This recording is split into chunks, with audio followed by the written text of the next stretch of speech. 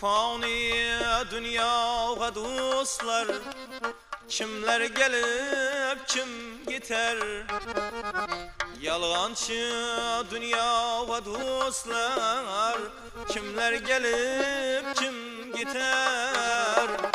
Hemmesin Allah biler, kılıp durgan işlerini. Berçesin Xuda biler, kılıp durgan işlerini.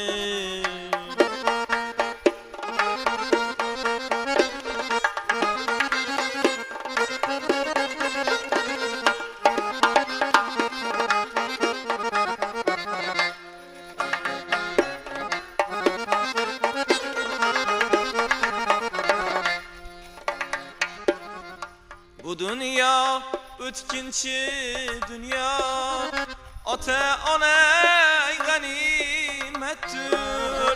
Bu dünya ötkinçi dünya, ata-ona ganimettir. Keyin kılmay desang pişman, ata-onang duasına. Sonra kılmay desang pişman, ata-onang duasına.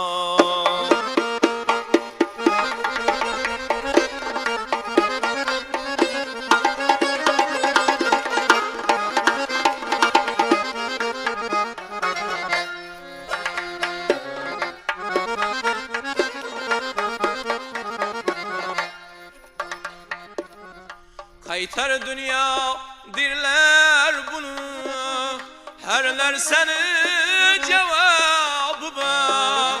Kaytar dünya dirler bunu, herler seni cevabı ba.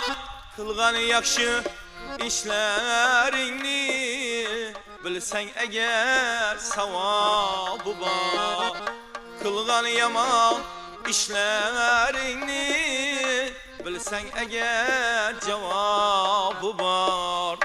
Hemme kılgan işlerini, bilsen eğer hesabı var. Bu fani dünya ve dostlar, kimler gelip kim gider? Yalğançı dünya ve dostlar, kimler gelip kim gider? Hemmesin Xuda biler, kılıp durgan işlerini. Berçesin Allah biler, kılıp durgan işlerini. Hemme kılgan işlerini, hemme kılgan işlerini.